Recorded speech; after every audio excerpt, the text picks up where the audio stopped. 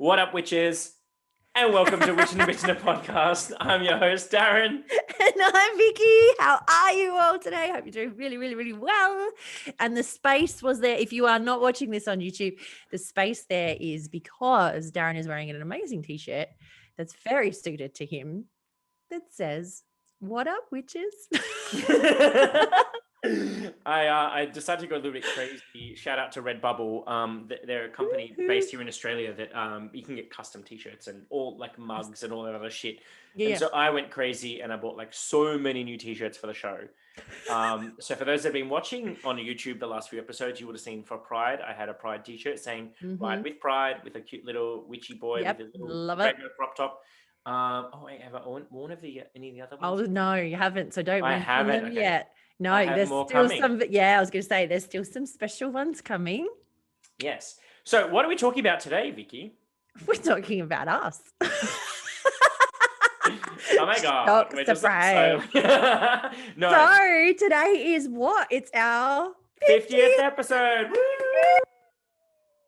Insert like party explosion confetti here. Yay! I didn't even think about that. I could have got one of those little confetti cannon things go behind. Can you imagine? And on that note, so we actually just looked on our on Anchor, which is who we use for podcasting. Yeah. And our total plays of our podcast is 11.1. So in other words, 11.1 K. So we've had 11,100 people. So it's 111. If that's all the ones doing well, I don't know what is. Woohoo! So we just wanted to say out of the bottom of our hearts to all of those 11,100 of you that have streamed us. Thank you.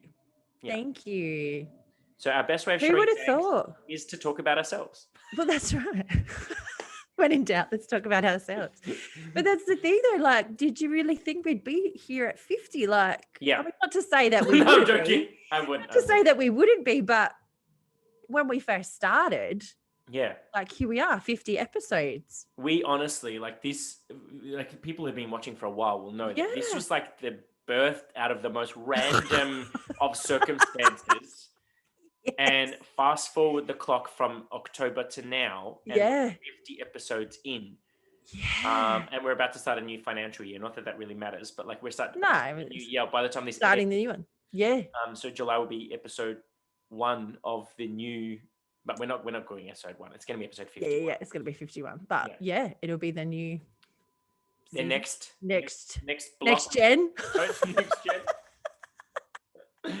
So, Vicky. So we did. So we thought it'd be good for everybody to kind of get to know us a little bit better. We interview people. Yeah. So maybe we can get to know us. Actually, do you know, let's go full transparency. Where did this come from? So we thought for Vicky's birthday, because obviously some of you have already watched that episode or listened to it. If you haven't, why not? Go back, listen to it. How come? So for her birthday, I decided to send her a cute little gift. Yeah. And I got to unwrap it on camera. And then I also just did like some quick fire questions and all that kind of stuff. But originally I planned on interviewing Vicky for that episode. And then she was going to interview me for my birthday episode. Yeah. But because when we interview a guest, there's a lot more banter.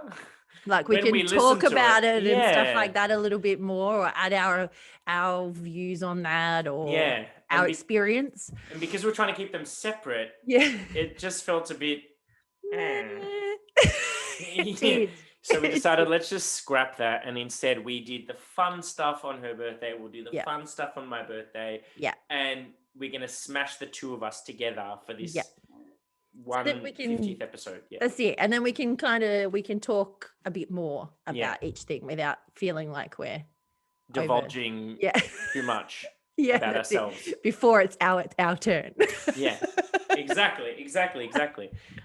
And so why did we pick this time to do it? Well, 1, because it's the 50th episode, and 2, because it's between our birthdays. Yep, it worked out perfectly. You couldn't get better timing if we tried.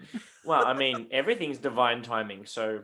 Correct. There are no coincidences. Nope.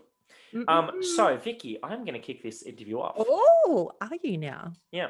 So, what is your definition of a modern day witch? It is still actually a really hard question to answer. Even after all the interviews. I know, even after all the, well, because I don't have to really think about it. they have to answer it. So I now understand how everybody feels now when you think of that question. So to me, what is a modern day witch? I guess this is just my opinion, as it always is with all of our people that we say it, is somebody who walks between the worlds. Wrong. No, I'm just joking. Joking. Somebody who walks between the worlds, somebody who is in touch with energy and the energies around us, the cycles of the world and the cycles of the planet and the cycles of everything, I guess. Somebody who evolves, transforms, or works with evolving and transforming energies, looking to, oh gosh, see, now I'm trying to get too philosophical and think of this to be a really cool answer. This is not a time to bring out your Gemini sun. I know, she's coming out really well too. Somebody who's in touch with nature, wants to transform, work with the energies, and yeah, let's leave it at that, I think, because everything else, a weaver of energies. I do love the word weaving. I love the weaving stuff. I've got pictures of you in my head, of you like weaving baskets and like. I know, and I'm terrible at all of that stuff. I really desperately want to learn how to knit and how to crochet. I've got no idea how to do any of it.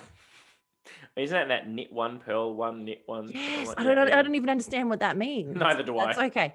I want to learn. So yeah, I guess that's it. Yeah, that's it. So with that, what's your definition of a modern day witch? An old hag with a deep nose covered in what? No, I'm joking. I'm joking. A pointy hat. God. So see, it's harder than you think, isn't it? It really is. Now I know how our guests feel. Yeah. So my definition of a modern day witch is, now I don't want to steal anything you've already said. I I should know. have written mine down. I know. So then I don't. know, so me too. Yeah. So it doesn't matter if it's the same anyway. I believe that a witch celebrates life. Oh, I like that. Through transformation and focused change. Oh. By diving into the depths of their shadows and illuminating the path for others to follow. Oh, we had to go very poetic, didn't we? Mm-hmm. I'm like, can I do mine again now? Obviously, no. I was being a bit funny. Like I was trying to intentionally make it so, like, ooh. But so no, in all honesty, so my definition is that it needs to include celebrating life. Now, when I say that, I mean celebrating the season, celebrating nature, celebrating your existence as a human. Yeah. But I also think that a modern day witch is someone who, we're not afraid to go into the depths of the shadows and then to illuminate the way for others. Now, when I say others, others could be other people, others could be spirit anything. Guides, others could be deities, others could be your other parts of self, other consciousnesses. Yep. Whatever your kind of interpretation of it all. Yep. Yeah. And when I said about who master transformation and focus change, for me, that's honoring the fact that I do believe that witchcraft is a transformative practice of sorts. Yeah. And that we try to create the change that we want to see in the world through our daily vigils and our daily practices and our spell work and our meditation work and everything like that. Like it's just about being the best fucking human being you could possibly be, really. Yeah, that's it. Be a good person. Just be a good person. Don't be a fuckhead. That's it. Number one tenant. Yeah, don't be a fuckhead. So on that note, follow-up question. How do you identify? This is an interesting one for me. I really think I just identify as a witch. I guess at one stage it was a priestess. I think that's it. Just a witch and a priestess. And has that changed at all over time? Like, have you ever toyed around with other names or other? Not really. I actually haven't. I mean, I guess there was always like how we put the extra labels in there, like a green witch or a something witch or something else. But then I kind of found that that's because, especially with my own personal practice, like it has changed so much as I've gone through that they don't none of those kind of labels fit. I don't necessarily just fit in that one box anymore or something that would encompass. So there's nothing that really encompasses everything that I do now apart from witch. Mhm. And I guess I kind of reclaimed a little bit of priestess a little bit as Mhm. well, because that's a part of like the Alexandrian and the Wicca part as well. So yeah, I think that's how I identify now. Mhm. Um, well, for me now, I'm just gonna jump in because you didn't Yeah, ask yeah, I me. was just about to ask you because you didn't give me a chance to ask you. I'm joking. I'm just joking. For me, like you, I just use the word Yeah. witch. Yeah. And I'm so sick of having the conversations with people about that witches are girls. Boys can't be witches. I'm like, Ugh. shut up. Just shut I know. up. Just Just shut up. shush. Just shush. Anyway, Look no, at the origins of the word. yeah, no, but I use the word witch Yep. first and foremost. In the past, I have dabbled with shadow worker. There was a Oh, I period of like that. time that I actually called myself a light worker when it was all about Yeah, yeah, yeah. love and light and all that other stuff because it was Yeah, more socially acceptable than saying witch. yeah. I mean, way back when I used to call myself a white witch because I thought that I had to. You had to Um, you had to put that part on there. yeah, otherwise people are like, are you a white witch? And I'm like, To what? as Green? opposed to what? Blue? Yeah, yeah. Um, or, Whatever. or my smartest remark is, are you a white witch? I'm like, Caucasian? Yes. Yep. um, anyway, so yeah, so I used to use white witch. There was a period of time I was using like a occultist Yeah. because Yep. I used to study the occult as opposed to witchcraft specifically. Yep. But I guess as much as I use witch, I often use eclectic mystic. That's what I was about to ask you if you didn't mention that. I was going to say, do you still sort of use that Yeah. So, term as and when well? I say eclectic, because like being a solitary practitioner, I never followed any one particular tradition or one Mm. particular path.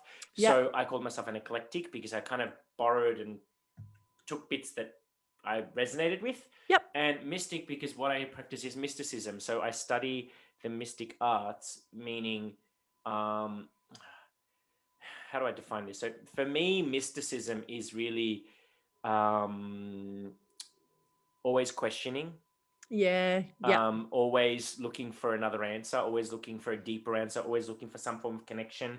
Um, it's about looking at things in a very non-judgmental, very like all knowledge is useful and all knowledge is sacred and all knowledge should be, Yeah. that's what mysticism is to me. Like Yep. studying the mystic books, Arts. arts. I don't know. Yeah, so I still often use that word. So like I would say that I'm a witch that Yep. practices eclectic mysticism. Yes. Yeah. Yeah. Yeah. Witch I is got you. who I That am. different. Yep. Eclectic mysticism is what I do. Is what your practice, I I guess, is guess. about. Yeah, that's a good way of putting it. Isn't Um, it interesting? Like even then, I could see how you sort of struggled to define like mystic, what a mystic is, and things like that as well. I Like just know those. what it is, but I've never had to Yeah, define it to isn't it? someone. Like it's what it Isn't that is what to it me. is? Isn't Yeah. it what it is? It's actually just more of a feeling or a way of being when you actually have to kind of define those terms. It's actually quite hard. Well, because like I guess it's when it's something personal to you, you don't have Yeah. to articulate it. You just know what it is. But when No, you have to say it to it someone just else, you have to is. kind of use the right vocabulary that Yeah. paints the picture the way that the feeling translates it. Because you know me, I'm a Cancerian. I'm all feeling. Yeah. It's Oh, all about the feeling. feeling. Like It's all about the feeling, which I was quite surprised. I was actually all about the feeling then. I'm like, yeah, it's hard to actually define that kind of a term or those kind of things because it is such a personal and a part of who you are that it's hard to do. Yeah, and you want to do it well. I know, yeah. especially with me, like when I've tried to articulate it, if people have asked me and things like that, like I want to get my point across or my beliefs across in a way that hopefully they'll understand, but also to encapsulate that what it really means to me as well, and like how much it means to me. Yeah, I think. exactly. And I think that it's important to note that, like, labels are, I mean, psychologically speaking, a label is associated with the ego. Yeah, that's um, right. because It it, like, likes to put everything in its little spots. yeah, and we like to label ourselves and others as a means of like acceptance or of a means of like connecting or Connect. I was going to say finding like those community yeah. and things like that, like finding the people. Yeah, so like oftentimes I've changed my label to fit the people that I'm associating with. Yeah. Like, because if I was to say eclectic mysticism to someone that's a hardcore Wiccan, they may see me as being different. I'm part of the Yes. them, not the us. Yep. And so then I would change my Language a definition of little bit. self. Yep. So then I could point out the similarities between us Yeah. rather than pointing out the differences between Yep. us. Yeah. Because and I guess it's just shaped over time, like yours has as well. Like, Has. having Yeah, formerly that's been it. a priestess. And whereas nowadays you don't use that as much. I don't really use that as much. And even, do you find, I know this isn't in our questions, but do you find that term has actually changed even a little bit since us doing the podcast? Oh, as in which term? Yeah, like how you identify. As the word witch. Yeah. Well, Because I realized it what did what for me. what it has done is it's given me the more confidence to just go out to the world and say Yeah. I'm a witch. Yeah. Because Without before, having to not so much define it or legitimize it with something else or whatever. Yeah. Because like in all honesty, I've never felt like I've stood in my truth more than since we started this podcast. Yeah. Like that literally. This is like funny story. I yesterday at my day job, which is working in a gym, so I was running an audition day, trying to audition some new talent for one of our new locations that I'm going to be managing. Yep. And so I got these people to come in and meet me for an audition day at the gym that I one of the ones that's open already. Yep. And when they came into the room, I was talking about like being spiritual, because one of the girls hinted to being spiritual. I said, "Oh, what type of spirituality do you practice?" Because I'm also spiritual. She says, "Oh yeah, you're a witch." I said, "Excuse me? Am I? How do you know this? What have I got on? Hang on." And I'm like, how did you know? And she's like, "Oh, the receptionist told me." I'm like, "What?" She's like, "Oh yeah, when I said who I was coming to see," she's like, "Oh, you'd really like him. He's a really cool. He's into witchcraft and tarot, and he has a podcast." And I'm like, I didn't realize that the receptionist knew that much about me. How did she know? I was going to say. To then use that to tell people. I was like, what? I'm like, oh yeah, he's a witch. You'll love him. So I didn't realize that it's like this. It's now your introduction, public knowledge kind of thing. Yeah. So it's just like, I'm like, wow. So now my reputation or my label precedes me. Yeah, I was going to say, it's already there. You're ready to go. But in all honesty, going back to your question, that's what, like, since doing this podcast, like, not that I ever needed this, the validation or the acceptance or the whatever, but I feel like that this podcast has in some ways legitimized my sense of self. Yes. Yeah. No, I get that completely. I completely get that. Like when people say, "Oh, you're a witch," I said, "Yeah, I've even got a podcast about it." Like, you know what I mean? It's like, I got a podcast. You know what I mean? That, almost that confidence in it a little bit more as well. Like that's what I think when I was saying, like for me, when it's just a witch, I shouldn't say that. No. Witch, just the word witch is how I define without any other kind of qualifiers or quantifiers. Whereas before I would always add extra words to it as if that was to kind of, this is what I am kind of, whereas now I'm actually really just happy to just use the term witch. That's it. Yep. Without having to say I'm a green witch or I'm a this witch or I'm a that or this or whatever. And that's not to say that you can't identify as that either. No. That's just for me that I've actually given me that confidence now to just be. I don't have to kind of come up with all the other things to kind of make people be okay with it. Yeah, because I just say I'm a witch and then I just pause and wait for the questions. Yeah, that's it. Because there's always some. Yes. It's never just, oh, cool. You're like, or if they do oh, cool. And they're like, so what do you do? Yeah. There's that extra little always a follow-up question, but they have to process the word because it's not like, if you go, oh, what do you do? Oh, I'm a doctor or I'm a lawyer or I'm a librarian, I'm a dentist. Like they're common yes. do. Yep. Saying we all have it. Witch, they're like, what? It's not as common. I'm not scheduled to go see my witch just yet. Yeah, that it is. But I think, it's a similar kind of thing, that confidence in or solidifying. Yeah. I think that would be the thing. It's just solidified it. Like, it's just kind of made me feel like because for years being solitary, you never had to tell anyone.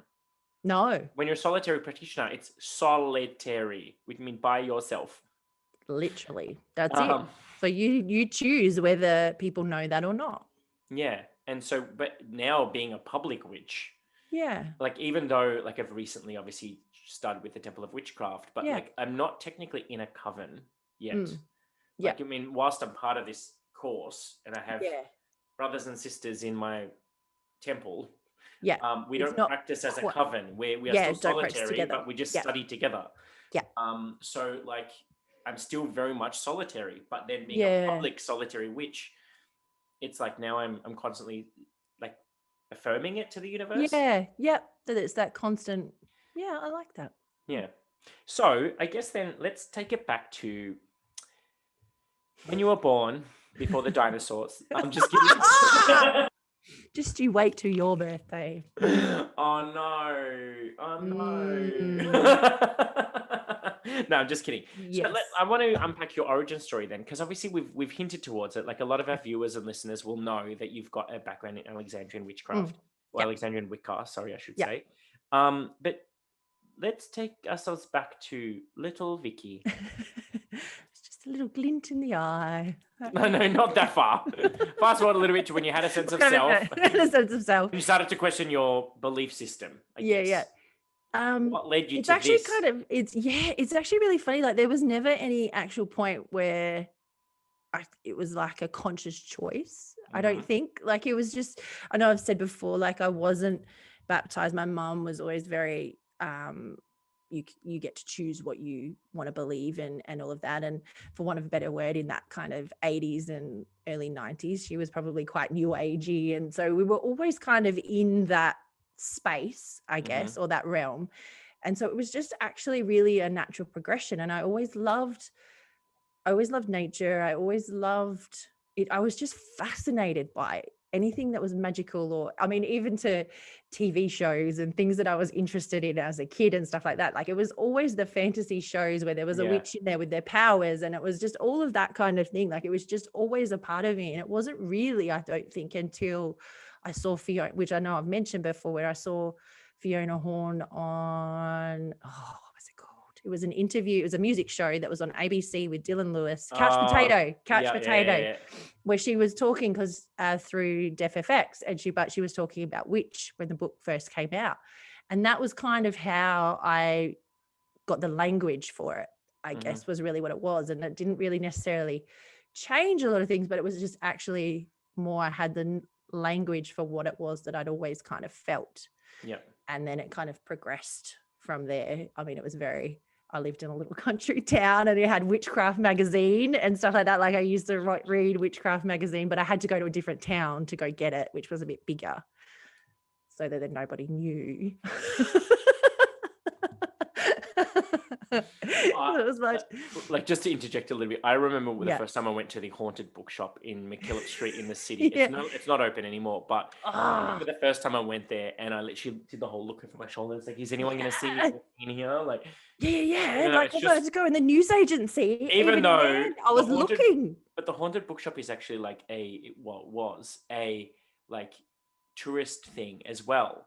Yeah. So tourists were going in there all the time. So there was a thing. Burn the witch. Yeah, it wasn't necessarily that's why you were going in there. Yeah. Anybody went in there. Yeah. I know, but you still have that whole paranoia thing. Like I was in another town, but I'm like, but lots of people come over here to do the shopping and stuff. What if I go to the news agency and I need to go buy something? I'd have to the point where sometimes I would get another magazine. Oh, you did? Actually, yes, I did. And I didn't. I think it was probably like Dolly. What was it, like Better Homes and Gardens? This is when I was a teenager. I wasn't quite in. It was more like probably like Dolly or Cosmopolitan. Cosmo or what was Your Girlfriend? TV hits or something. Wasn't there one of the like music-y ones? Yeah, like one of those. It was probably something like that, and have that on top and then just sneak that one out and then put it in just in case I ran into anybody as well. So then there was always that side of things. And then I guess fast forward for a little while, I was sort of solitary, just did my own thing, read books, all of that kind of stuff. And then I did course and then became a part of a convent, which I was in for probably 7 or 8 years, I think, in the end. And then that ended. And then I kind of had that little bit of the dark night of the soul stuff where I said fuck it to everything and got rid of it for a while. And then I guess because I just realized that it's just such an intrinsic part of who I am that I came back, and now I'm still solitary. So I'm solitary again now. So it's kind of like full circle. I've gone solitary, worked with people, and now I'm back. I'm going to circle back to some of that because I can't just go, and that ended. And then... I Okay. do like to fluff over things, don't I? Yeah, especially when it's talking about yourself. I do. I don't like it. So obviously you did Alexandrian. I did, yes. And Yeah. like obviously we're gonna be very Yes. we're gonna be careful with how we word things because obviously this is a public forum. Yeah, it's a public forum. And also we want to maintain certain people's anonymity and stuff like that. Yeah. Like, we're not here to incriminate anyone or make anyone be perceived in any light. No, But when you say it ended, and the only reason why I'm asking this question, and you can answer it to the length that you want to. I'm not going to probe when you've had enough. That's it. Yep. But just because there might be some other people out there that are listening to this show that have toyed with the idea, or maybe they're part of a coven and they're wanting it out. Or like we don't know who our listener base is in that respect. No, that's right. No. So, what was it that like caused you to want to leave? It ended up being I guess it was actually more a personal conflict with somebody in the coven. And so that ended quite badly in the end, because there is, and so this is the thing I guess a lot of people may not know if you haven't been in a coven and a really like for a long time and worked with people for a long time. It really does become a magical family. Like it really does become a family, or like very close friends sort of thing. It's something that kind of transcends that a little bit. So there is that really deep connection.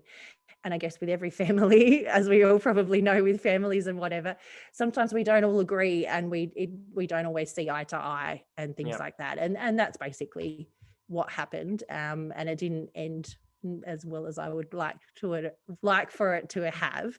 However, if I look back at it now, I can see, I mean, I didn't at the time, but I could see that I was actually probably changing anyway.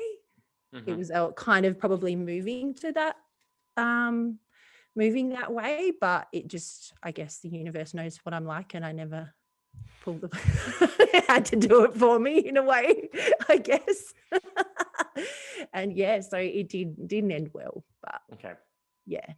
But that's it. Yeah. It and I guess that's what it is. That's one way to kind of look at it, is it when you are in a coven as well, there's hierarchy and there's a lot of things that go into it that from what I've heard, it's very strict. Yeah, it can be. Like, yeah, and you can't speak out of turn, and you can't do things that you're not allowed to do, and like it's very structured, regimented. Yeah, and I mean, rules. each one is different. Is different, and I guess it depends on what tradition you follow and all of those kind of things as well. But I guess, for want of a better thing, the high priest or high priestess, whoever is sort of running the coven, whether you have both or not, they are kind of, I guess, supposedly the embodiment of deity to some degree. So it's kind of like that kind of hierarchy. So there is definitely, and in different ones, there's different degrees and things like that as well. So there is different hierarchies. There's different levels of what each person can do and what magical practices they do. And there is a lot of work. Like there is a lot of work that goes into it as well. There's a lot of study. There's probably a lot more than people actually realize how much is actually involved in being in a coven, or especially, I guess, I don't know if it's just necessarily covens in general, but a lineage based one that already has that tradition. There is a lot of work that goes into it. And I mean, and to be truthful as well, like I can look back at myself now, because I'm not the same person I was back then. I'm very different to what I was then, is that I probably didn't have enough dedication at that time. Well, not so much not dedication. At the time, I wanted the structure. That was part of the reason I wanted to go into a coven, is that I wanted those people to work with, and I wanted that teacher and all of those kind of things, which we all, I guess, sometimes want. We want that information, that structure. But there is, I guess, a part of me that wanted to rebel against that as well a little bit, not wanting to be a part of that necessarily, not wanting to be a part of that structure. That's not the right term, but butting against that a little bit, I guess, as well. There's kind of that part to it. But there's a lot of work, and I probably, like with everything, there's faults on both sides. There's always two sides to every situation and every story. But yeah, that's probably where it is. So that's why it ended. It didn't end well, but it doesn't always have to be that way either. There's actually a lot of ways within covens and things like that where you just simply speak to your high priestess or high priest, whoever it is, and you both work it out mutually and you leave that way as well. So you've got to do what's right for you in the end. And So, that's do you the biggest recall thing. then any emotions that you attached to that time of your life when you left? Was it? Yes.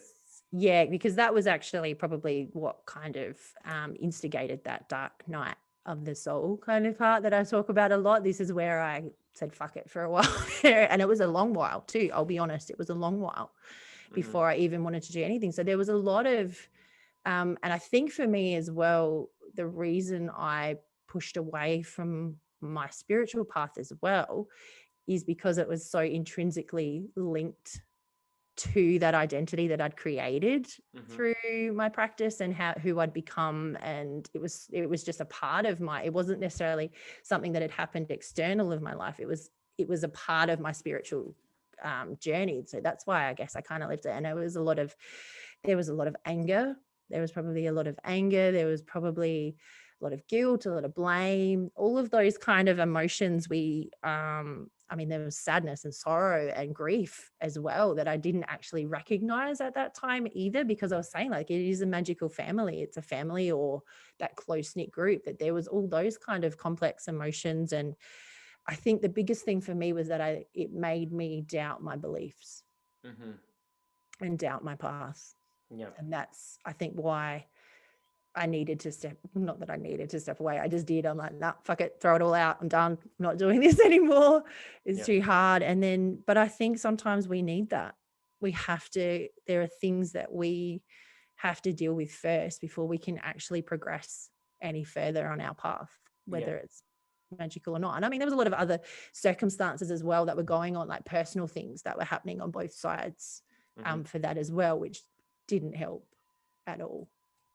And so then, just to kind of fast forward a little bit, but like, what then caused you to come back and seek out your spiritual practice or your magical path, or however you want to word it? Whatever the words is. I always struggle with that. I never know quite what the word is for it, but it's funny. Like I kind of probably stayed. I didn't really get rid of it completely in the end. Like if I look back at it now, like I thought I did, but I really didn't, because I think because it was one day I just suddenly realized that it is just so much a part of who I am that there is no kind of other choice, for want of a better word. Like I'd stayed, I guess, a bit more without being, I don't want to say it in a negative connotation, but being a bit more light and fluffy. I was just kept it very surface, did all of that kind of stuff. So I was still kind of involved, I guess, in the general area, just not in the deeper side of things. And I think it was, I don't even really recall what the actual thing was. Maybe as I'd kind of worked with those emotions that I spoke about earlier, and I'd kind of processed them a little bit, where I could think a bit clearer about things and I could actually just come back to that. And it really was that it's just who I am. It's a part of me. I can try to run from it all I like, but it's just going to keep following me because it's there. It's a part of me. It's like my shadow. It's still going to keep coming with me. It's always going to be there with you. It's always going to keep coming back. So you can either stop, you can keep running and hope you'll outrun it, which you never will, or you can stop and turn around and face it and then move forward, which is what I did. But it wasn't easy. I will say that. It wasn't actually easy. Well, thank you for giving us a very candid because I know that obviously talking about things that are emotionally triggering as well can be quite tricky, but like I guess the reason why I wanted to explore it with you on air is just because, like, just to kind of validate and normalize those feelings for others that may have gone through or may be going through or may in the future go through a similar or same circumstance, something like that. And that's it. Forget that it can, maybe something that's happened to you might actually be able to help somebody else to just not feel alone when they because I think that was actually one which I didn't mention, which I forgot, and it only came to me just then, was probably that loneliness for a while there and that isolation. Because you've gone from being part of something bigger than self to then being by yourself on your own. Yeah. And there's this whole piece of your life that's gone. Yeah. And you have to, like, then, like we said, universe will always fill it with something else. It'll fill it with something else. You either get to choose or it'll fill it. Yeah. So best you choose. I've learned that one the hard way too many times now. I'm like, okay, I'll fill it myself now. No, that's awesome. That's awesome. Because obviously, like, as I said, like, I've never been in a coven, so I don't know what coven life is like. And that's the other thing. I mean, that was only a very short snippet at the end. Like, it was beautiful and it was amazing and I loved it. And I learned so much, and I don't want to paint it that it was just a negative experience, because it wasn't at all. It was such a huge part of my journey and huge part of who I am. And it really was wonderful. It's just the small little bit at the end. That's it. So I don't want to take people's idea of that either, because it really was. And it was so fundamental to such a great foundation to my practice now as well. Like, to be able to move forward is only because I had that grounding for me as well. So much information, and I'm really thankful to everybody who I was a part of in that coven. So yeah, That's beautiful. thanks. So let's talk about you now. Oh, damn, really? Let's take the spotlight off of me for a little bit. Let's go to you. Okay. So what is your origin story? Taking it back, how did things kind of evolve for you? And when did you have that moment when you suddenly went, oh, fuck, I'm a witch, or that's what I want to be? Or Yeah, okay. did you find it more of a progression? This is a hard one. So I was obviously, as most people, well, I think I've talked about this enough. Yeah, Like I was raised Catholic. And my parents were like those hardcore Catholics that would go to church every Sunday. And I had to go to catechetics classes, which is like the catechetics is like after school religious studies kind of thing. Some people call it Sunday school, but I was about to say, is it kind of like the Sunday school? But ours was on a Tuesday, so we used to call it Tuesday school, and everyone's like, "What's that?" I'm like, "It's like Sunday school, but on a Tuesday." It's Tuesday. Yeah, so I used to go to catechetics classes, and I did the whole, like, I was baptized. I was like, I did my communion, I did my reconciliation, I did my confirmation, and even through those, like, I did the things that were expected of me because I was like a straight A student, and I knew that I had to do what I was told. Otherwise, well, don't want to trigger anyone, but otherwise I'd get abused because my dad was one of those people. And so I did all the things that I was asked to do and all the things that were expected of me. But the thing that was missing for me the most was that personal gnosis to Christianity and Catholicism. It's very external, isn't it? Yeah, because it was that the whole thing is, no, but not even that. It was more so the fact that this was my father's belief system. It wasn't actually being yours. Thrown upon me, and I was being expected to do the things, say the things. Like I can recite the Our Father in multiple languages. But it wasn't until I became a witch that I actually go back, recite the words, and look at what the words were actually meaning.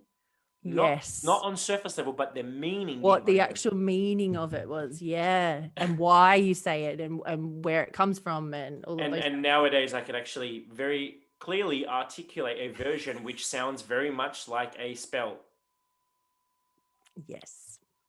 Even just by saying, oh no, I won't go there. I won't open that can of worms. No. You could literally break it down, and it's literally an incantation.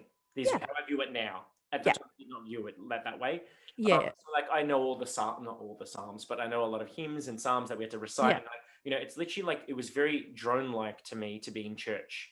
Like the priest would say this thing, then the congregation would say that thing. The priest would then say this thing, the congregation say that thing. And it's this whole musical chess game: stand up, sit down, kneel down, stand up, kneel down. Call and response. Yeah. That whole thing. And I'm just like, and it wasn't until I was a teenager that I started to go, what the fuck is this? And I literally just felt like, I don't want to be here. I don't want to do this. This isn't me. Like, I feel like I'm just part of this flock. And yes, they do refer to them as Jesus' flock. Yeah, they do. But I was part of the flock. But like, I literally just saw myself as this fucking sheep. And like, I was not the kind of sheep that wanted to follow what everyone was doing. I'm the rainbow sheep. I want to go have a look over there. What's over that hill? Or what's over that one? Exactly. So like, through that process, I remember I was age 14 when I told my parents, I don't believe in God. I said it around the dinner table. Oh, God, you did. Well done. And my father looked at me with the biggest death stare. It was just that look, and it was just like there was no conversation. I just got up and went to my room because I knew that's what was going to be said. It was done. Yeah. So I just went to my room and I'll just do it anyway. It's easier. Yeah. And I remember my mum sneaking my dinner to me and opening the door and putting it in my room so I could finish my dinner later on when he'd gone. But anyway, so it was like that whole thing. And then for like a few years, like I guess you'd say I was atheist. I didn't believe in anything. Yeah. But then after a while, because obviously I was surrounded by a lot of friends and family that still went to church and still did all the things, and they believe in this higher power and it was doing all these things in God's will, and they would all try to talk to me to convince me to come Convert you back, back kind of thing. Yeah. and I was just like, so then I started going on my own little journey of exploration of spirituality, and that's when I read the Torah, I read the Quran, I read the Bible, I read the Bhagavad Gita, I read the Vedas, I read all these different scripts. I had no idea what the fuck I was reading. I know, that's what happened. I forgot like to mention. I did like a bit of a Hindu stint, and I did a little bit of a Buddhism stint because I was just trying to find the name. Literally no idea what the scripts meant, but I read them. Yeah. And like through that process, I kind of then worked out what belief meant. Yeah, that searching like something outside of self. And then I actually found a little bit of comfort in the concept of belief. Yeah. But I just didn't know what my belief was. So going from an atheist state to then being I called myself spiritual. Yep. Because I'm not religious, I'm spiritual. Yeah. It's like, what is the word? What is the meaning? Yeah. And so I went to, and I called myself spiritual. And that's when I started to look at all mysticisms. And then I kind of took it, like each layer would take me to another layer. And eventually I got to like paganism. And for a while I called myself a pagan. So I practiced paganism. It was a pagan witch, but I didn't call myself a witch. I was just a pagan. I was going to say, did you actually use the word witch or just pagan? I just said I was pagan. And I believed in many gods and all this kind of stuff. And it wasn't until, I guess, the progression to witch, really for me, if I'm to be completely honest with myself, was actually because I used to be so into like Charmed and Buffy and Angel. And on there, they called them witches. They were witches. And then I wanted to go and become a Wiccan, because I didn't just want to be a witch, I wanted to be Wiccan. And that's when I bought like Wicca, A Guide to the Solitary Practitioner, and all that kind of stuff. Like I bought those books by Scott Cunningham, Living Wicca, and blah, blah, blah. Because that's what was out. Yeah. That's the other thing. Like when we're thinking about when we were probably first doing that and into our teen years and stuff, it was Wicca. I have it here. Like the first book I ever read was Sons of the Goddess, and it's a young man's guide to Wicca. Yeah, it was though, wasn't it? Everything was Wicca. It was the Scott Cunninghams, all of that. It was Wicca, and Wicca was kind of the way. It was sort of marketed as the way that was socially acceptable witchcraft. That wasn't. You kind of didn't use the word witch as much then. It was Wiccan or Wicca and things like that. So exactly. So so basically that was like kind of how I got into that, and it wasn't until I read that book by Christopher Penczak, Sons of the Goddess. That was the first book, because I remember buying it in Spellbox. So I remember walking, and this is the thing, like even though I didn't call myself a witch, I was pagan. So I went into Spellbox, and even though it was a shop for witches, like I saw it very much as a tourist attraction more than a shop. Yes. Like a serious shop back then. Yeah. And so when I was in there and I was looking through all the books and stuff, and then it wasn't until I came across his book and I flicked through the pages and instantly felt a connection, because he's also Catholic raised, questioned similarities religion. In your stories. We're both gay, like all of these things kind of came hand in hand. And I actually think that I reconciled my gayness easier than I reconciled my witchiness. Isn't that interesting?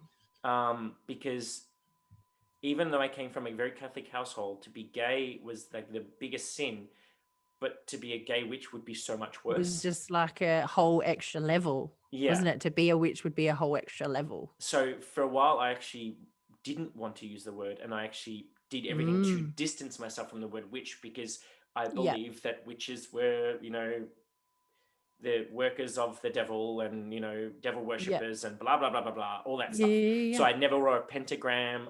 None of that.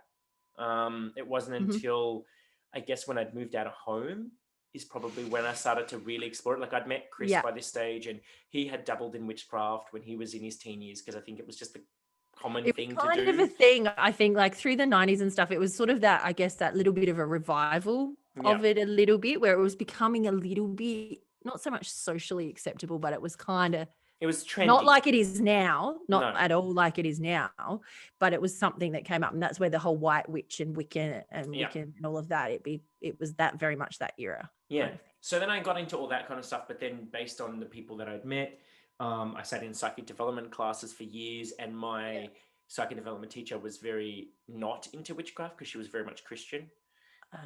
So Yep. I kind of went back into the witch closet for a little while because like I didn't want her to think that I was evil.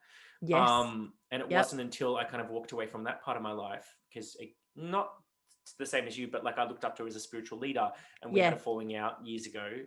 We've Yep. since reconciled after Yep. 10 years or something. Mhm. But we walked away from one another, and it wasn't until I left her circle, because it was like a development circle. Yep. So I guess it's kind of like a It's coven, a but it very, I wasn't a was going to coven. say, it's a We called it similar kind of circle. thing. Yeah, that's Like, right. It's still a very similar kind of thing, I think. So maybe when I say I haven't been in a coven, I've been in a Yeah, circle before. and that's it. It's actually really very similar. Yeah. And then so, yeah, I guess I then carried on doing my own solitary practice. But again, it was kind of something that was always there. But see, my friends Yeah. jokingly call it my phases. Like I went through a witch phase, I went through a goth phase, I went through a pagan phase, I went through a this phase, I went through that phase. You know what I mean? Yeah, They it's call the these all my phases. phases. All the phases, But yeah. all the phases have always been there, just they're not the dominant one at the time.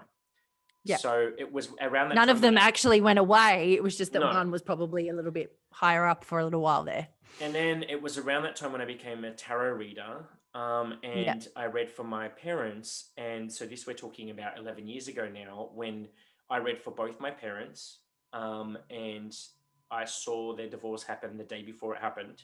Literally visions of their divorce. I saw them in court, everything vividly. Yeah. Yeah. I actually threw my deck of cards across the room, vowed never to touch them ever again. I put all my crystals in a big box. I put all my books off the shelf. I packed it all away, and I'm like, this is not for me. Because I was angry that universe, spirit, source, whatever you want to call it, gave me this gift to see the future. And then I saw something so horrific, and then gave me the responsibility of having to hold on to that and not plant that seed in my parents' heads. Yeah. For you to have to, yeah, that's right. For you to have to be the one that's holding that kind of information around your parents. And that's that switch of power, for want of a better word, like that kind of parent-child boundary. Yeah. And so I literally, from that point on, I actually, totally left everything, didn't want to touch any of it. And it wasn't until, I'm trying to think. As I said, it's always been there. And that's the thing, is like I never truly walked away. It is. Whilst it was packed up into a box, you can't pack that side of yourself into a box. You also didn't sell it or no, get rid of it, so to speak. It was always there. It was just put away for a while, kind of thing. And then I used to jokingly say, I can understand that. Yeah. Yeah, and I used to jokingly say, because we had housemates, I was like, oh, I have respect for them. I'm not going to practice my spiritual practice because I don't want to upset them and da-da-da. Like, you tell yourself all this bullshit when really it was just, the stories. And I think it was also that romanticism of, like, I really wanted to be this witch. You know what I mean? I really wanted to be that thing, and I never wanted to let it go because I still saw myself that one day I was going to go back there. I would do that. And it wasn't until, like, I think Chris and I, when we first moved into our last apartment before we bought this house, I started to bring all the little statues and crystals back out. And Chris like, oh, hello. Where did these come from? Going back into that phase, are we? And so, like I said, it's not a phase. They've always been there. He's like, okay. And that's kind of when so it was only like in the last, like, say, 5 years. Yeah. Yep. That I started to kind of really come back into this realm again. And then I started studying meditation. And so I was doing a course in meditation. So that was building that daily practice. And even though when I stopped doing the witchcraft stuff, I started dabbling in feng shui and astrology and all this. And it's like, I'm trying to get around it another way. Yeah, I'm still doing it, but not.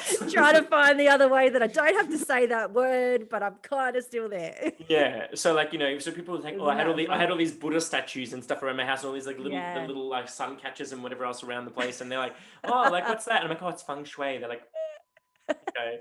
Okay. But yeah, so then it wasn't until, I guess, moving into this house in particular, I was like, I'm Yep. living my biggest witchy self. Like, you know, I'm just Yeah. going all crazy, Yeah. decking the place out. Like, there's crystals everywhere. There's like, you know, herb jars in random places. Like, I mean, I'm doing this As you podcast. do. Like, Yeah, that's right. This podcast, the whole thing. yeah. How do you what was kind of, I guess, a little similar to mine? Like, what was that kind of emotion, or how did you get back to it when you kind of, I know you said you kind of only just sort of put it Yeah. away. What was it that actually got you to come, I don't know, to go, I'm going to live my full witchy self now?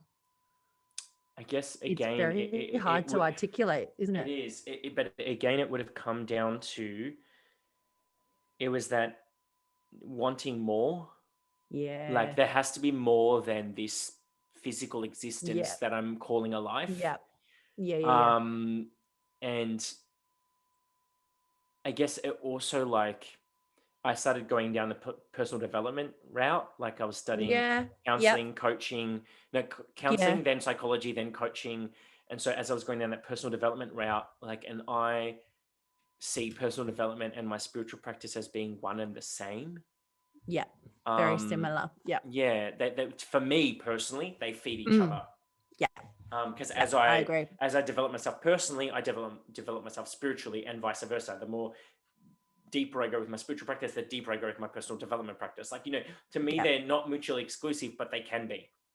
Yes. Yeah, I guess. And that's the thing. I think that's somewhere where we very much are very similar in that way, that we feel that they're very intrinsically linked. And for a while, like, I'll be honest, like, for a while, because of my very much Christian upbringing, I viewed all of this like with a very like evil. But then when I embraced this, I viewed Christianity as very evil. So like I went from one side to the other side, but only now of that pendulum that you can find this middle ground. And it's only in the last few years that I kind of reconciled the two. Because like, actually, one thing I didn't mention is like there was a period of time where I actually converted to Orthodoxy. That's when I converted when I was 19. Yes, of course. So it was 5 years of searching, and then I went to Orthodoxy, and I even became like an altar boy and like full. I toyed with the idea before. This is just before I met Chris. I toyed with the idea of moving to Serbia and like enrolling into Bogoslovia, which is like their university, to become a priest. Yeah. So I actually wanted to do that route at one stage. Yeah. And now when I reconcile this, like, because I still hold on to my Orthodox practices, a lot of them. And now when I kind of reconcile that, that was just my way of connecting with the God, because for so long I didn't connect with God energy, like masculine energy of the divine. And I think that was also a thing of within myself struggling with sexuality, that I went goddess because I found that I was more feminine. So I was more attracted to goddess worship than God worship. But then it's only now that I've reconciled that again, and then I've got the duality of the both, you know. So it's like, I love that. I constantly went on this pendulum, one side to the other side, but now I finally found this point of homeostasis in the middle where I can do both. And I see them as separate but together at the same time. That was a long-winded answer. No, it's good. I love it, because I find it so fascinating, because I know we have very different, especially like how we were brought up, because I had nothing Christian or anything like that. I didn't have that, because I know that's a lot of witches' stories that they had come from, say, like a Catholic school or a Catholic home and all of those kind of things. But what I wanted to ask you a little bit about with that as well is how you go about bringing the two together a little bit. Because I'll be honest, even up until before which has always been very odd to me, I think it's more because of how it can be perceived publicly.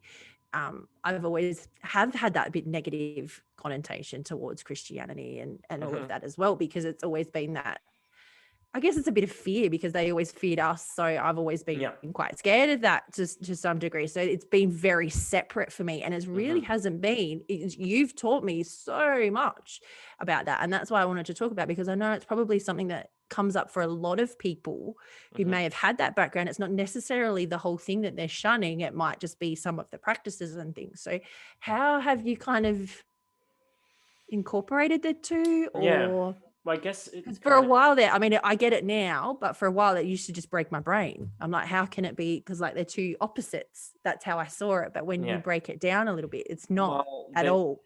when you look at, so orthodoxy as a practice Yeah. is, well, even the word orthodox, it was like the first, like Orthodox Christian practices were the first version of Christianity.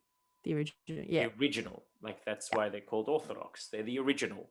They're the, like, The original. even if you say the word for Orthodox in Serbian is pravoslav, which like Yeah. as a person, or pravoslavna, which is like the celebration of. So pravo means the first, and slava or slav means celebration. So pravoslav means the first Ah. celebration, meaning it was the original, the OG, has not Yeah. changed. And I think because I was Catholic and then converted to Orthodoxy, Orthodoxy is the original, meaning the scriptures they read now have not changed in like hundreds of years. That. Yep. The Yeah. same mass that you go to today was the same mass hundreds of years ago. So the way they chant and the way they drone and the way they do like almost incantations, literally chanting the same phrase over and over and over and over and over in this drone-like state. Gospodi pomiloj Christo, da da da da da da, like they do this kind of chanting in Yeah. church. Yeah. And there was something about that was just so like, just used to give me tingles, and they're swinging that like myrrh and frankincense and all that kind of stuff. And like, I didn't realize that when I look back at it, like, yeah, I started to see this synergy between my pagan witchy practices and Orthodoxy. So because they are more alike, whereas Catholicism took its own route and separated further. So I think it became easier to reconcile and easier because I now see them for their common ground. I don't see them as separate. I see them as they both do the same thing. They both achieve the same thing. They just do them in a different way. One is worshiping the goddess, one is worshiping the god. But because now I also have a more educated and like mature view on, like I used to have this major hang up about the word God. But now I see God, capital G, definitely, is just another version of spirit source, Allah, Buddha, universe, mother, father, spirit, whatever you want to call it. Whatever it is. Yeah. Yeah. So like many I don't paths have up that same mountain. Exactly. And I think it's through my dabbling through all those different religious practices and religious systems before I found Orthodoxy. And then after that went back into witchcraft and then mysticism. That's what's helped me reconcile even more so. Because then when I went into the full witchcraft phase, I actually said, okay, so Orthodoxy's out now. But then it's when I found did I invite it back in. So this room that I'm in has all my witch stuff. But on this side, which you can't see, is all my more witchcraft, quote unquote. Whereas this side is more my spiritual. So I have Archangel Michael at the top. I have my saint, my picture of my two saints, Saints Peter and Paul, is just outside this door, up on the wall with like, a holy branch from church from last Christmas. Like, I don't view them as being like, it's just another way of honoring spirit. I don't see it as being it's so another different. Practice of it's the similarities and seeing those common. So when I go to church now, I go there to appreciate the ceremony. I appreciate what they're doing. Like, I'm actually more invested in church now as a non-Christian than I was when I was a Christian. Because when I go, I'm actually watching and listening and experiencing and feeling the energy change when they swing when they swing the censer at you and you get hit with that waft of myrrh and frankincense. And I literally feel energetically what that does to my energy. Reason behind it. That energetic reason. And I think like, because you touched on it before as well, like when you come to it from your original thing, it was just kind of not a blind faith, but it was a faith that was given to you. It was a blind faith. Like you weren't actually there because you were interested in whatever it was or whatever. It was just because it was the done thing to do. Yeah, because kind of my parents are Catholic, therefore I'm Catholic. Now you're looking, and you didn't necessarily know the meaning behind that practice or behind that psalm or whatever, behind all of those things, or why they do the censer or all of those kind of things. Whereas now you would have such a different appreciation for it than originally. And just to throw another mic drop, and this, I hope I don't upset any Christians, but like as part of my dabbling in all these things, if you literally, as a practicing witch, if you look at the Our Father and you look at it for the words and what they mean. Oh, here we go.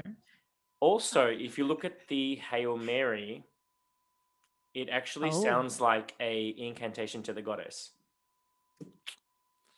Well, I mean, even if you just look at it as it is, that's basically what you're doing, aren't you?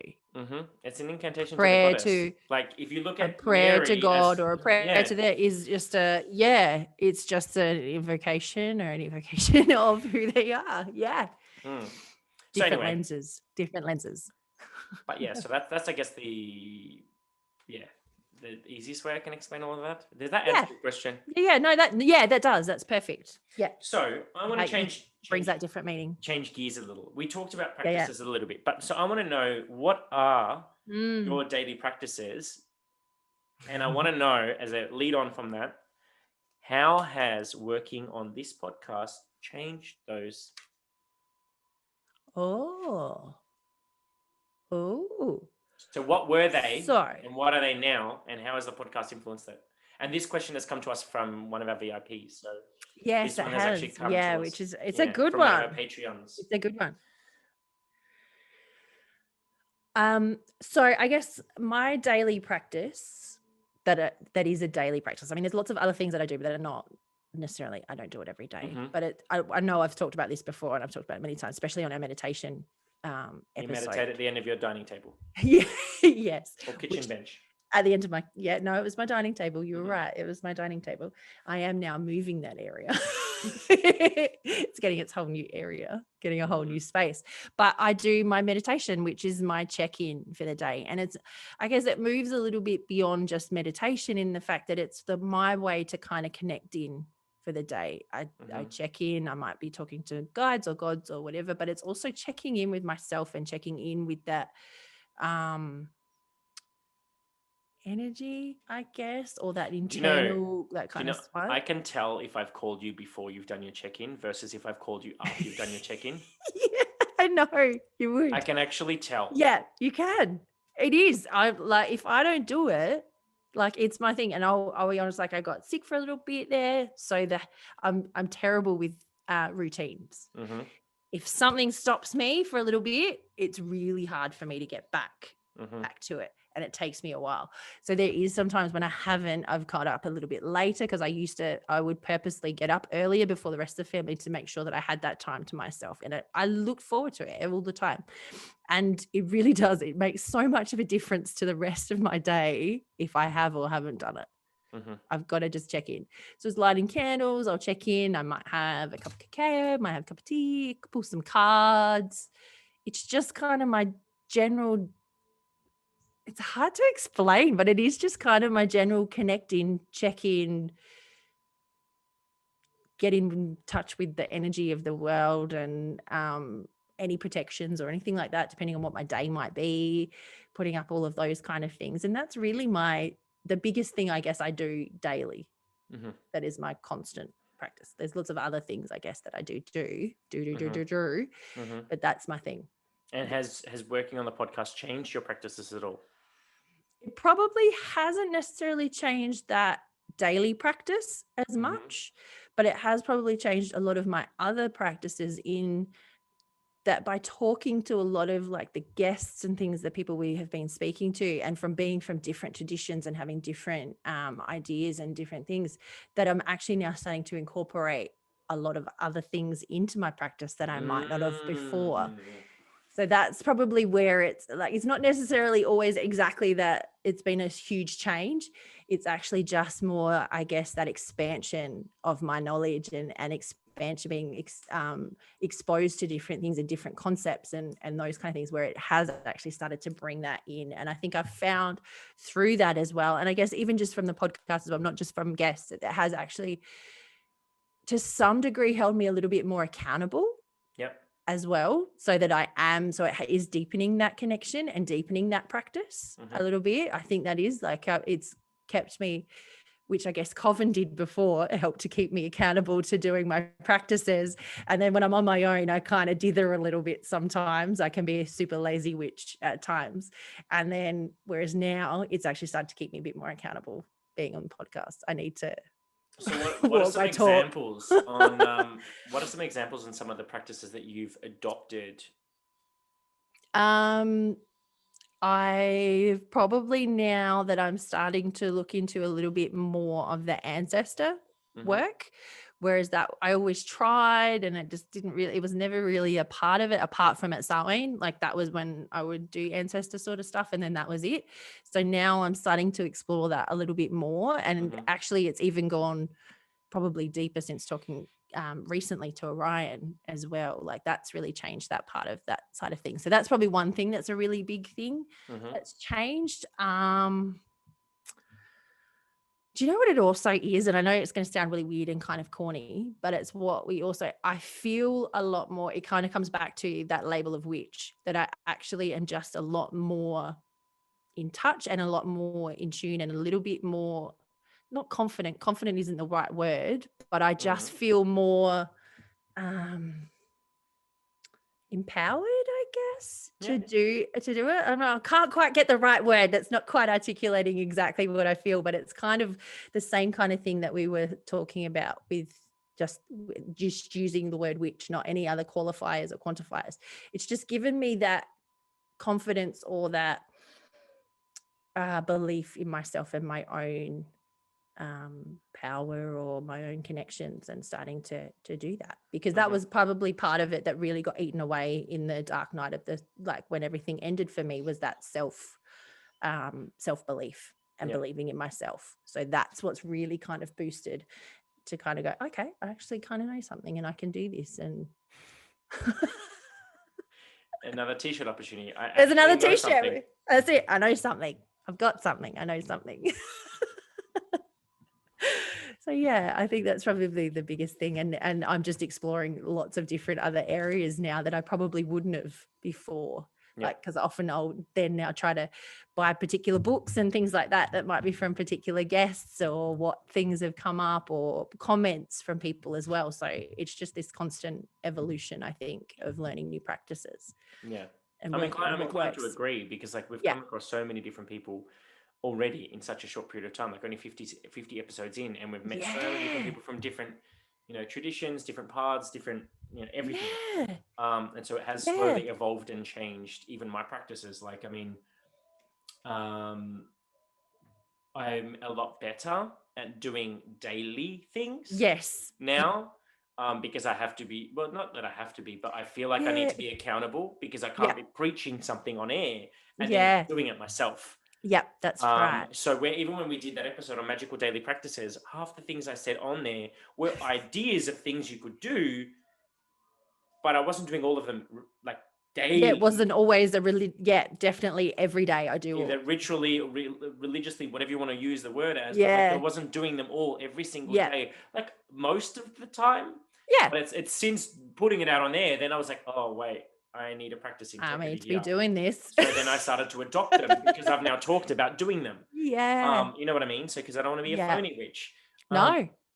So I meditate now multiple times a day. I used to have the idea of meditating every day, but now I actually do it. Yep. I do my tarot reading every day, like for myself, like a little card a day.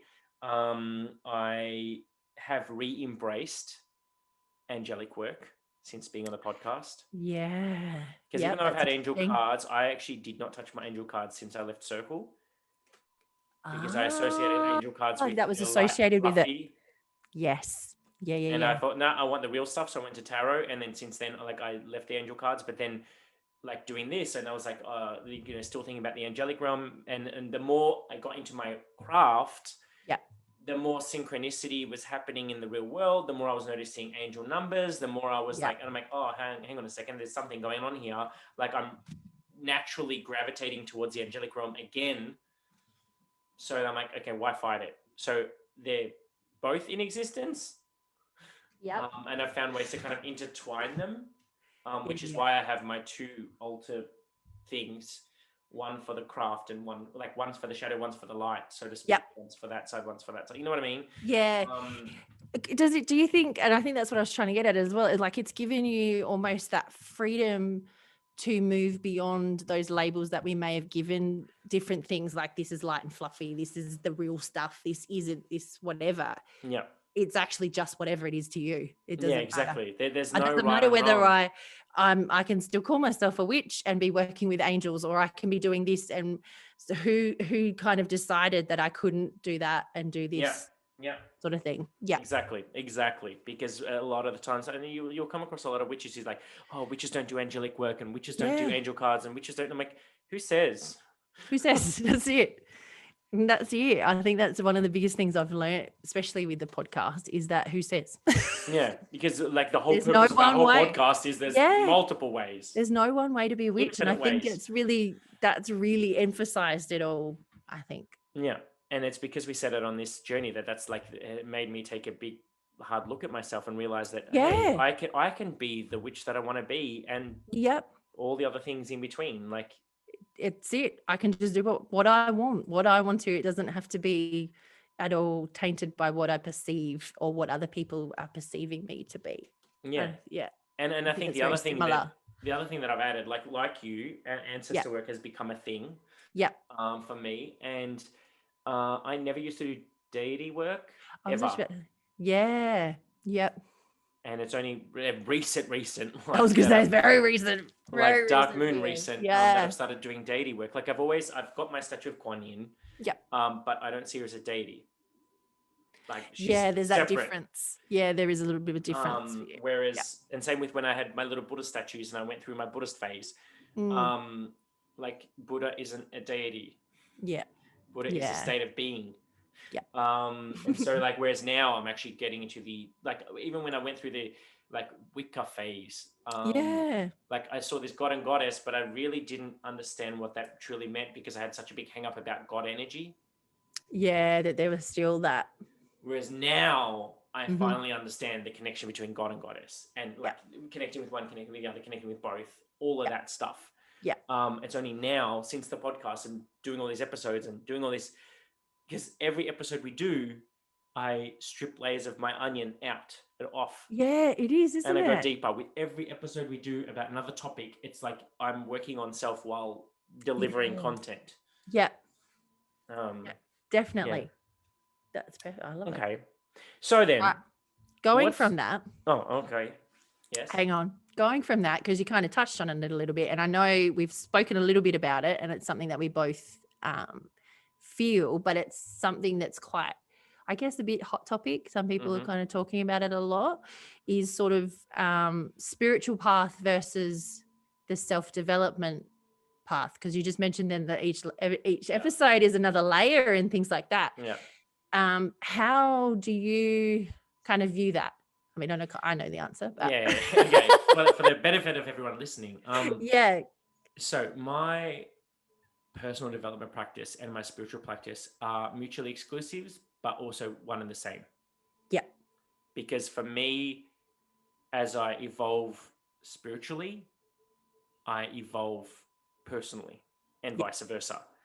So as I've done a lot of the inner work as a life coach and health coach and doing all that stuff that I've done, doing that work actually opened up my spiritual practice.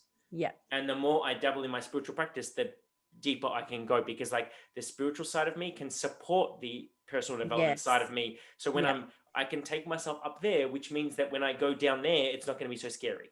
Yeah.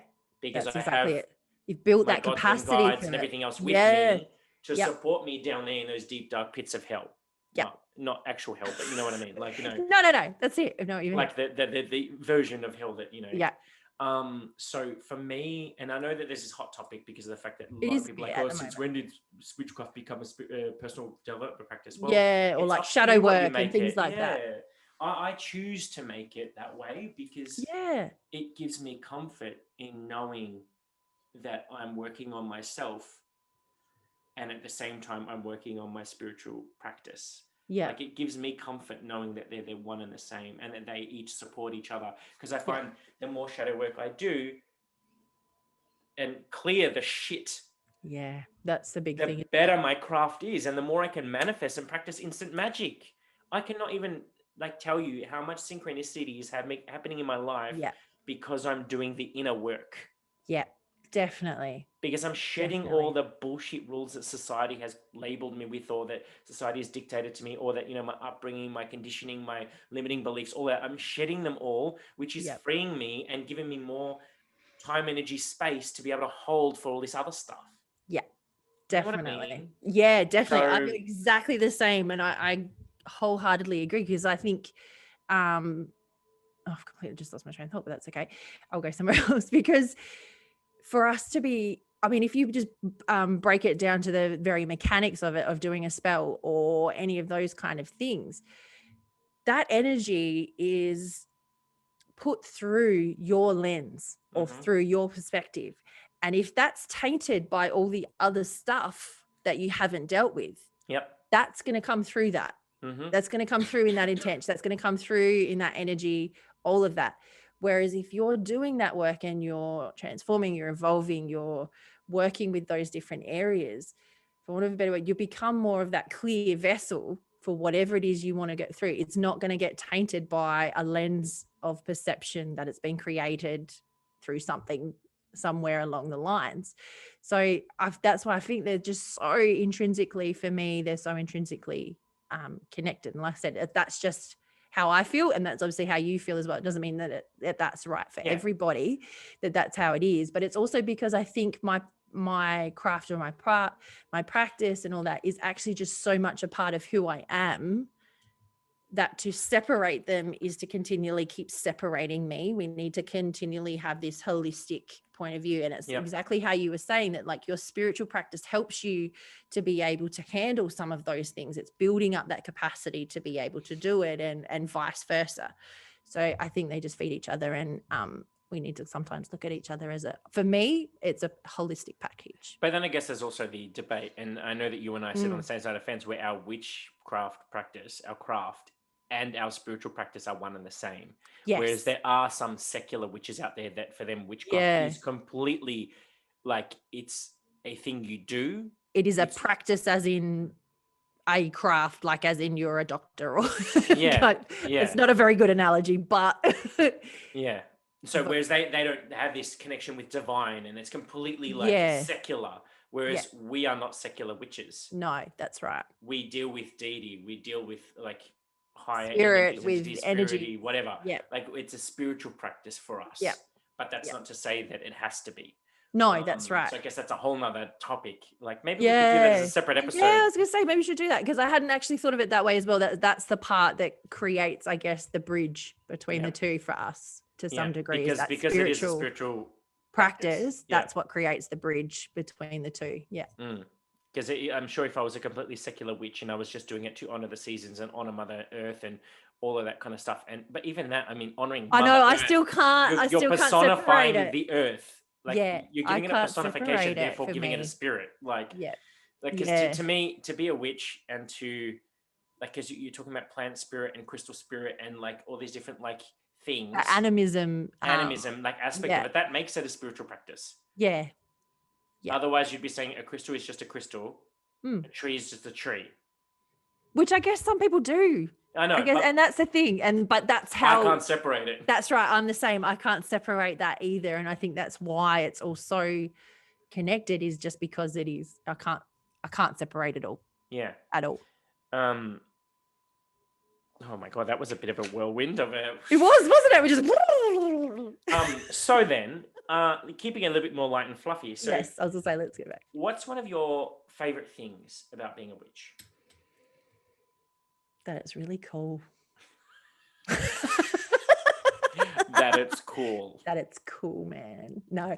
Well, I guess it's kind of a part of that. There is this, and I still can't find that right word. It was what I was trying to get at before, but is that kind of stepping into your sovereignty kind of thing. Ooh, did you like sovereignty. That? I like that. Did you like that? That was good. I was trying to work because I was thinking like that empowerment, that power kind of thing. But it's that stepping into that sovereignty for me, because it is so intrinsically connected to personal growth and whatever. That to me is the best part, I think, is that I get to be who I am. I get to learn who I am. I get to grow and evolve. I make mistakes. I grow and evolve further, but do that with a knowing, and I guess knowing that I'm not always alone either.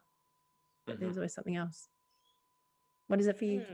The best thing about being a witch is being able to scare the bejesus out of someone. Oh my God, I knew you were going to say that. Like when someone fucks with me, I just look at them and say, no, I'm just joking.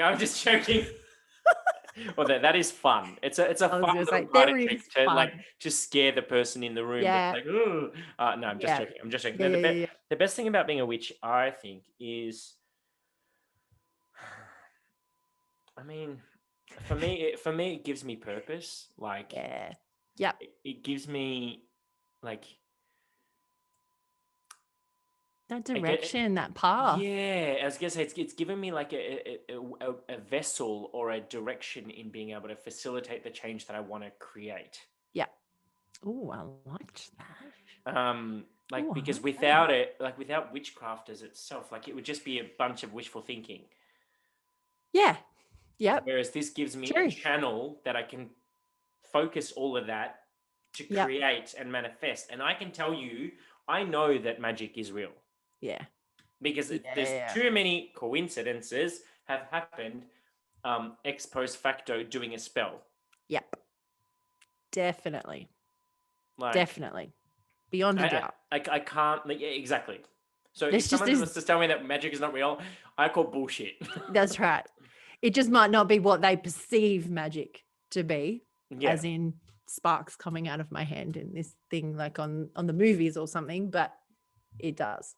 Yeah. So yeah, that to me is probably one of my favorite things is the ability to create the change Yeah. myself. I don't need to go to someone else. I Yeah. don't need to It's that pay someone. self I don't need thing, to isn't hire it? someone. Like, I can do this. I'm responsible for my own path. So it puts me at Yeah. cause of my life, which as a life coach, I'm constantly Yes. making people live at cause. Yeah, yeah, yeah. That Create whole the change you want to see. self-responsibility thing, Yeah. isn't it? It really brings you back to yourself. Yeah. Yeah. Okay, so flipping gears, least favorite thing about being a witch. Um, do you know- it's kind of, I guess, probably two little things that are probably similar is I do, which is probably not as bad now as what it was earlier days, is that negative perception of what a witch is and who you are, and if that having to worry about what other people might think, but not so much having to worry about what other people think, but the reactions that might create. I I love the mean, reactions. I know. and you know what, though? It is actually quite funny that how I'm more willing to step into that sovereignty of being a witch and owning that part of myself, that the actual response is actually a lot better than it was before. So there's also that internal, external thing. But yeah, I mean, it's changed a lot. So it's probably not as bad. Like there were times like earlier on where I got kicked out of places and things like that for being, don't necessarily have to have that sort of stuff. So there's that side. But I guess for me, the biggest thing that I don't like about it, which is probably not my own thing, it's just that the community can sometimes be not as open-minded. They're doing too much of this and not much of not Yeah. enough of this. Yeah, yeah, Sorry, yeah, I'm yeah. pointing on the sign behind me Yeah, where it says yeah. witching meeting. Too much bitching, not enough witching. Yeah. I guess the part of it that's a bit of opposite to the reason we created like what we want the podcast to be about is having that open and learning and whatever. Because I mean, we can both probably attest to how much things have changed because of we've learned so much about other things. And I think just that at times, especially when we've got enough issues with people outside of the community looking down on us or whatever, we don't need to be doing it to each other as well. Preach. Like that right there is some truth bombs. Like I would have to agree. Like I think that my least favorite thing about being a witch is just the constant gatekeeping and people calling people out, and this cancel culture that we live in where they're like, coming for each other on online platforms and all this kind of stuff. They're like, I honestly do not have time for people that come for people. No, me neither. Especially like if someone wants to call their practice the spaghetti monster practice, like spaghetti monster practice, then who the fuck are you to tell them that they can't? That's it. I'm like, well, okay, so what does that mean? How does that work? Like, find out about it. Ask questions in a respectful way. I can't deal with witches that are on this sense of self-importance and this journey of putting other people down Yeah. and I know everything, you know nothing. Yeah. I just can't deal and it's No. because my witchcraft is my spiritual practice. They're one and the That's same. it. A spiritual practice is to raise your spirit. And to me, all of that BS is fucking ego. Yes. Yeah, it is. So It's check your actually moved ego. away from what it was supposed to be about. Exactly. Check your ego at the motherfucking door, get over Yep. yourself, and just like enjoy a sharing of ideas Yeah. with Learn. like-minded individuals. You don't have Opportunity to to grow. agree. Exactly. Yeah. You don't have to agree, No. but you also don't have to tear them the fuck down. No. And I know I'm getting really passionate, but that's because this I has happened to know. me That's why I so was many trying very times. hard to keep it down. I'm like, I know this is Nah, fuck it. I'm happy to go because it there. is. It's just I like, and this is why like when I started this podcast with you, I decided to inject myself back into the community, and it reminded me why I'm solitary. Yeah. Yep. And it's Look, also, don't get me wrong. There are some amazing people in that that's community. it. I don't but want to make it unfortunately- sound like it's everybody or it's No. everywhere or anything like that, because like in anything, whether it's spiritual practice, whether it's witchcraft, whether it's completely out in the wider community, there is always just this minority that do kind of spoil it for other people. So we are talking about a minority here. Yeah. It's not the greater community, but I just wish as witches that we would sometimes all- it can kind of breed, because there's not one, I guess, with sort of like with Christianity and things like that, there is kind of, there's different lineages even that's the same, isn't it? No, you have different Because people there's on so much opposite ends of the spectrum. Yeah, that's right. And that's what I always think, because there isn't necessarily like one book or one like dogma or something like that, with which it's so personal that it just seems to people. You know what? That's the truth bomb right there. It's personal. Yeah, and that's the thing, isn't it? That Keep is it exactly personal. what it is. If someone wants to go out there and praise the spaghetti monster in their spaghetti monster practice, fucking go for it. Yeah. All the praise to you. Yeah, Good luck on that quest for becoming a spaghetti monster. That's right. I'm there with you. I just love to know, what is that all about? Where do we...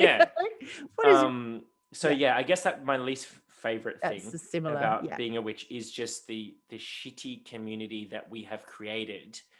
Like, and this is the thing, like I'm only talking it's one of the reasons I was so closed for a long time. Same. Why I haven't been out in the greater community and I'm thankful that now I have matured enough to be able to just ignore the bullshit and just only look for the good.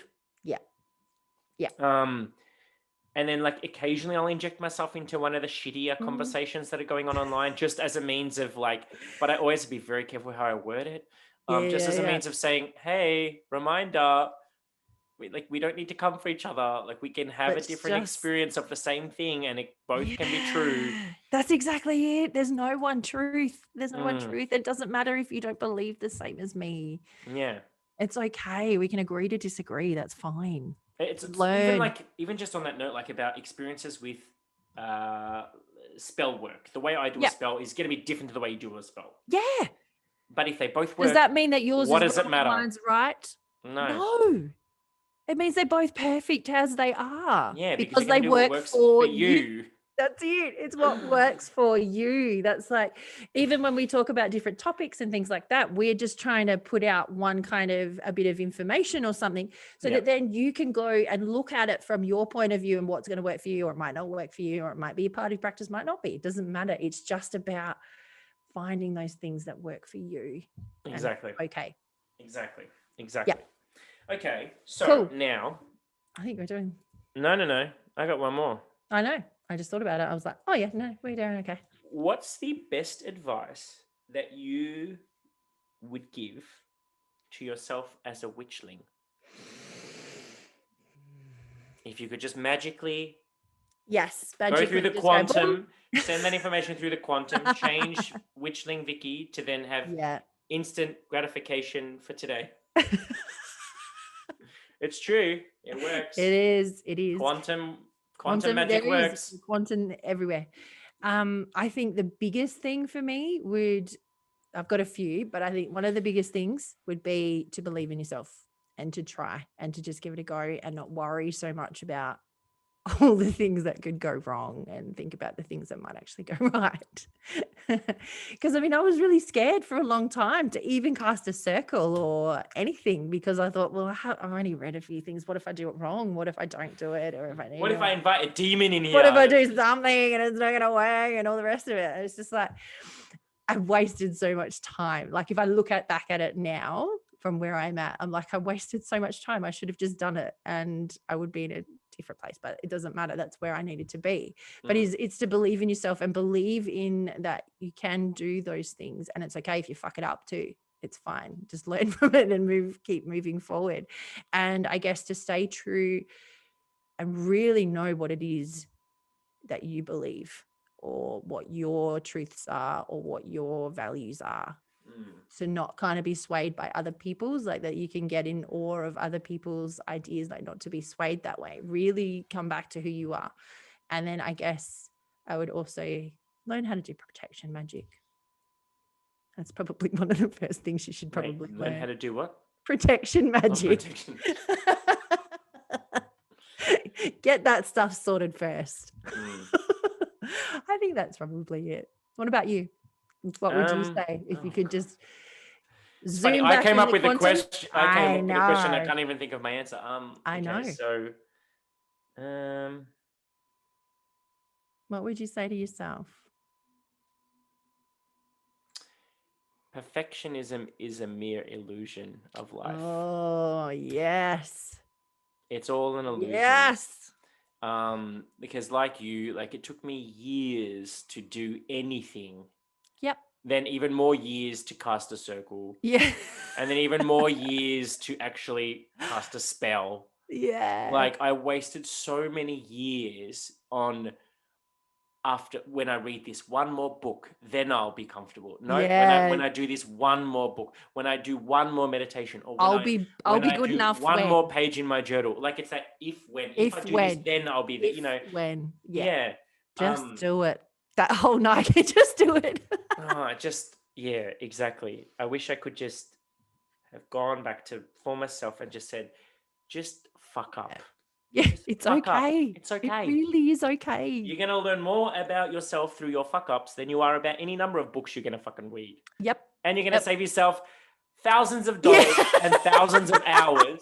That's right. That's it. By practicing through personal gnosis, you are going to have a far stronger connection than any number of books you could spend your money on. That's exactly it. Because again, it's just somebody else's opinion in the way that they do things. It's not discounting it in any way. That's another truth bomb. I wish I could tell my former self, these books you're reading is just someone's fucking opinion. Yeah. It doesn't make what you think wrong. Yes, that's it. Different. Like be that true. That's it. It's just different and it's perfectly okay. Like, don't get me wrong. I like people who have written. I'm not dishing people that have written stuff. That's not what I meant. No. Because we like they're obviously experts in their fields, and that's why they've written books. Obviously, also don't believe every book you read because some of them are self-published too. But it's that whole thing of it doesn't matter how many books you read, even if it's like different authors about the same topic. Like until you have that personal gnosis, it doesn't matter. It's worthless. It's worthless reading about it. Like experience it. Like it's only use those things as a tool or something rather than as the be all and end all. Yeah, they are not the ultimate truth. There is no Bible in witchcraft. Yeah, used as a place to spring from. And I use that just as a way of like, we don't have an ultimate source of truth. Yeah. The only ultimate source of truth is through your personal connection to your craft and your spirit, if you're spiritually inclined. Yeah. That's it. Perfect. Yeah. Mic drop. I think it's perfect because I do said too. That's right.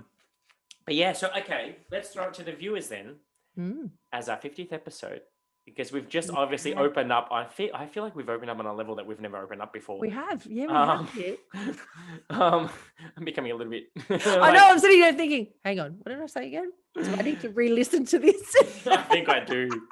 I think I'm absolutely listening to this episode again today. What the fuck did I say for the last hour and a half? Because I think it has been an hour and a half. That was the other thing I think we're going on for a while too. That's all right. No, it's all good. So we want to hear from you, listeners and viewers. What are some questions that you want to know about us? Like this is your opportunity, no filter, No question unanswered. I'm not saying this on behalf of Vicky, myself. If there's something you want to know about me or my practice or my craft or my view or my opinion, ask me anything. Yeah. We're going to call it an AMA. Ask me anything. Ask me anything. I'm all good with that too. Yeah. However, I won't divulge names and things like that about Yeah, anything of anything extra, but anything else, go for it. Yeah, 100%. The door is now open. Go for it. Ask us. I'm sitting here waiting for the question. It's like, when did it just pop in? You're like waiting for that ding, like on your phone when you get the ding or something. That then you like, oh my God. Oh, there's no messages. But on that note, I hope you have all enjoyed this episode of us just opening up about ourselves a little bit more.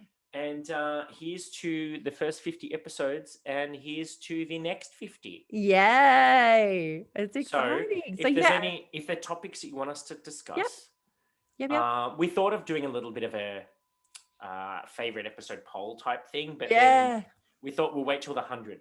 Yeah. The 100th episode. 100. We're going to do like a bit of an awards. We should do like an awards thing. Favorites of this and that. Yeah. I'm gonna have like things like favorite quote. Yep. Favorite aha moment. Yeah, all sorts of stuff. I don't know. We can favorite have blooper. Funnily, they all include me.